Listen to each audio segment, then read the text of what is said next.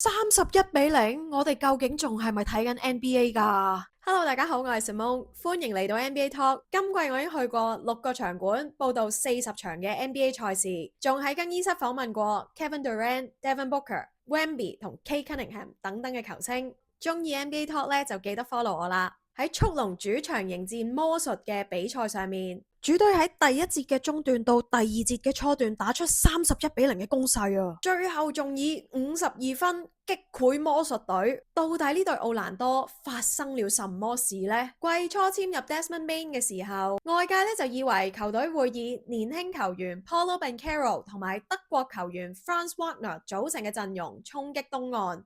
開季嘅時候呢，奧蘭多魔術仲以鐵血防守令佢哋晉身 NBA 杯4強，但係喺球隊傷患困擾之下呢，成績開始滑落。最近年輕主力 Banchero 就向傳媒放風，話教練團喺對戰活塞嘅比賽上面並冇臨場調動，而教頭 Jamal Mosley 回應傳媒反指其實魔術唔需要調動，而係活塞打得更加強硬啫。互相指責浮晒上面，睇嚟魔術將會易帥喎。喺爭奪季後賽嘅重要賽事上面，咁樣俾人大炒法，對魔術嘅士氣呢應該打擊好大噶啦。留言話我知你覺得魔術嘅陣容係咪需要重新洗牌呢？中意 NBA Talk 就記得 follow 我啦。